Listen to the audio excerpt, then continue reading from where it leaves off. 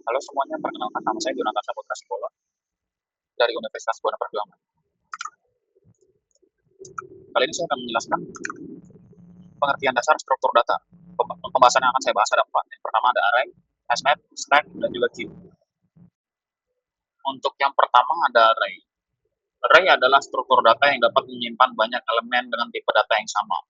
Misalkan antara integer dan integer ataupun string dan string. Setiap elemen yang tersimpan dalam sebuah array harus diakses menggunakan indeks. Misalkan array itu pasti dimulai dari 0, 1, dan seterusnya. Jadi kalau pengen memanggil sebuah value dalam array itu sendiri, kita manggil harus pakai indeks. Untuk karakteristiknya, semua elemen pada array harus memiliki tipe data yang sama, sama seperti yang tadi ya.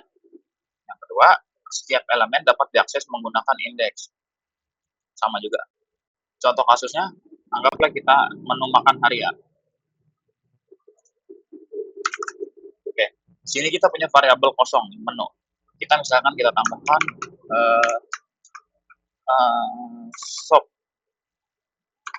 Pertama sop, yang kedua itu ada misalkan kita bikin nasi goreng. Oke, kita punya dua menu makanan. Kita pengen nambahin lagi nih biar ada 3. Itu caranya menu.append. Menu.append kita tambahin. Kita mau nambahinnya apa ke dalam ini? Menu.append kita bikin sama ya string, nggak boleh integer karena kan ini isinya dalamnya string. Nah, kita bikin bakso dan kita print.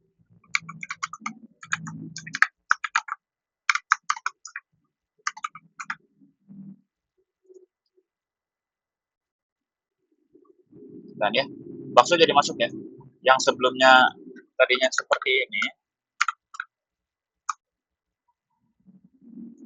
yang sebelumnya hanya sop dan nasi goreng, sekarang ada bakso. Dan juga bisa, misalkan kita pengen ngapus nih, sop nih pengen kita hapus. Gimana caranya? Gini, kita masuk ke menu, .pop. Kita hapus jadi si sop ini, kita pop. Kita bikin sama ya, teks. Kita bikin menu, variabel menu, kita pop, indeksnya berapa, sop berapa. Mulai kan dari 0 tadi yang saya jelasin, 0, 1. Berarti 0 indeksnya. Nah, Nah, maka sop ini udah hapus dari variabel menu ini untuk di outputnya ini. Begitu untuk yang string. Untuk yang integer itu bisa lagi ya, bisa kita jumlahkan dengan cara summary. Untuk menambahkan dan mengurangkannya sama ya, pop dan append juga. Oke, untuk selanjutnya ada hashmap. Hashmap merupakan struktur data yang menyimpan 2 nilai pasangan antara key dan juga value. Key digunakan untuk mengakses value yang terkait. Untuk karakteristiknya, data disimpan sebagai pasangan unik antara key dan value. Setiap key itu harus unik, tidak boleh sama, sedangkan value itu boleh ataupun bebas. Untuk contoh kasusnya ya, kita anggaplah kamus dari menerjemahkan suatu bahasa ke bahasa lainnya.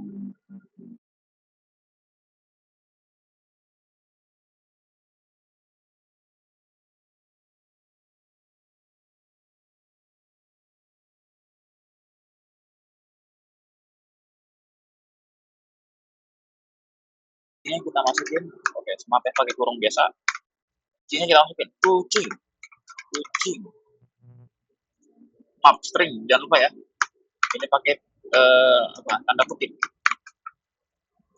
Dan ya, maka akan keluar bahasa Inggrisnya dari si kucing itu sendiri.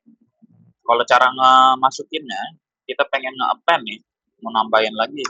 Itu caranya kita buat kamus, variabelnya, kamus dot append. Bukan append, maaf ya. Saya kurang tahu juga kenapa ini beda, tapi caranya update. Kita update si ininya deh. Ya, pakai kurung biasa dan kurung kurawal. Enter. Bebas ya. Jadinya misalkan kita mau masukin misalkan kita mau masukin gajah kita mau masukin gajah, itu key-nya ya, J-nya gajah, dan si value-nya itu kita buat elephant.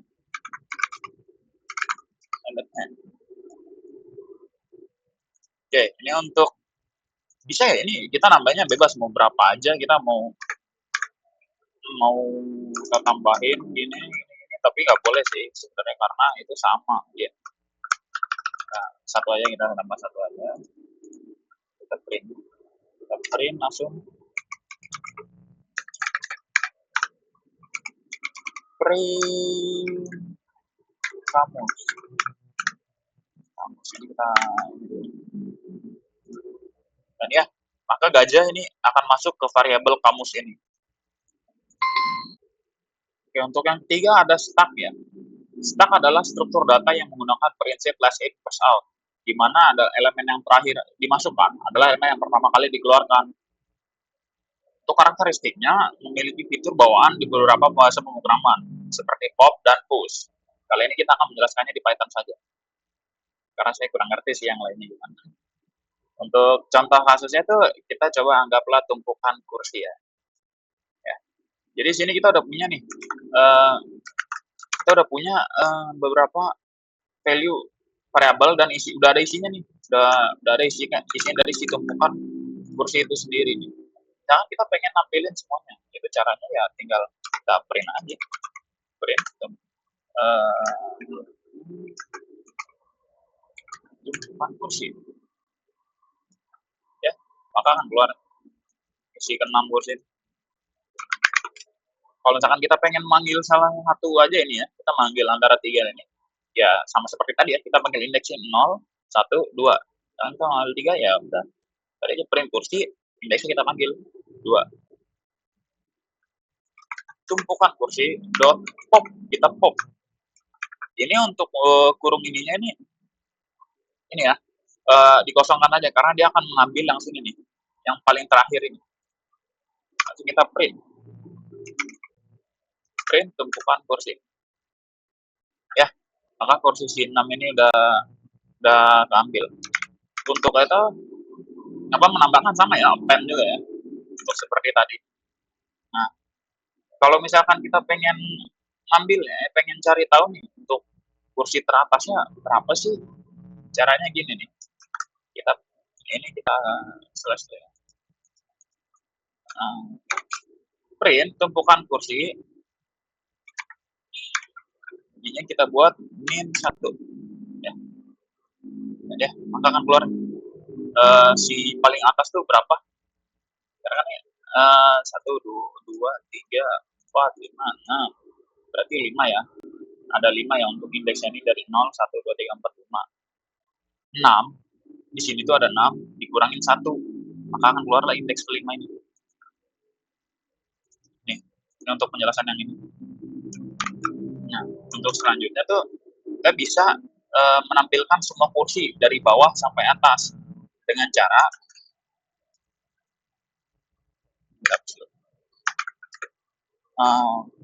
for C. Nah, seperti ini. Ini kita akan menampilkan semua ini. Oke. Jadi ini masuknya ke perulangan. Kurang lebih seperti itu ya. Oke, untuk yang terakhir atau yang keempat, ini ada Q. Q kebalikannya dari start yang tadi ya, LIFO. Q adalah struktur data yang mengikuti prinsip first in, first out atau FIFO.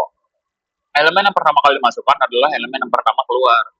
Untuk karakteristiknya ya FIFO tadi, sama Q biasanya menyimpan elemen dengan tipe data yang sama. Untuk contoh kasusnya kita coba gerbang tol ya. Coba kita bikin Q ya. Ini kita punya variabel kosong. Kita masukin append. Kita append-nya jangan integer, kita append-nya string aja ya. Integer nggak bisa ya. Kita masukkan gerbang tol, mobil 1. Kita masukin mobil pertama nih, udah masuk. Terus kita masukin 3 aja. Mobil pertama, kedua, dan juga ketiga. Ini kan masuk semua ya mobil, berarti untuk kalau di print yang outputnya akan 1, 2, dan 3 ini. Cara gini, print antrian awal ya. Terus kita berapa mobil satu nih udah nih jangan sudah bayar ke tolnya, jadi dia bakal keluar duluan. Itu anggaplah ya contohnya gitu. Berarti caranya print eh, eh, maaf antrian dot pop nol nol. Kenapa ini nol? Karena ya kebalikannya dari si stack tadi ya. Si stack tadi kan itu ininya indeksnya nggak kita panggil kosong, maka dia otomatis yang dihapus paling belakang. Karena ini adalah queue atau antrian yang pertama kali masuk adalah yang pertama keluar, maka indeks nol yang kita panggil. Yuk kita print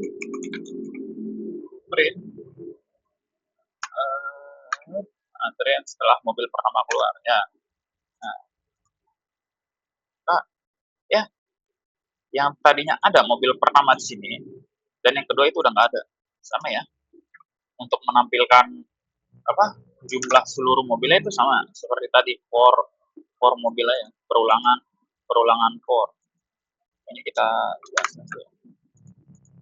caranya ya, for antrian print mobil print mobil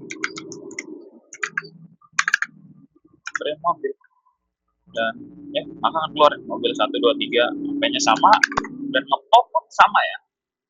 Tapi kalau ngepop dengan syarat ya isinya harus sudah ada ya, isinya ada dulu. Kalau misalkan nggak ada ini harusnya nggak bisa, saya juga kurang tahu. Coba kita mau pop apa antrian antrian do do pop, kita mau pop nih nama misalnya ya. Kalau coba kita coba dulu print antrian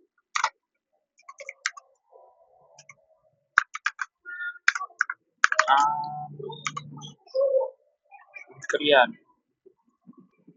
Oh bisa, maaf ya. Berarti secara logiknya ini tuh pas di run nih, ini adalah langkah awal si variabel nol ini. Ini langkah kedua masuk, ketiga dan juga keempat. Begitu udah masuk semua ini, barulah langkah kelima ini di pop nih si satu ini udah diidentifikasi nih berarti sebagai indeks nol. Oke ya, kurang lebih begitu. Ya, mungkin segitu saja penjelasan dari saya. Jikalau ada salah kata, mohon maaf. Kurang dan lebihnya boleh ya kita saling sharing aja di komentar antara mungkin ada beberapa yang belum saya ketahui atau teman-teman belum ketahui tadi ya. Segitu saja. Terima kasih. Yo, yo.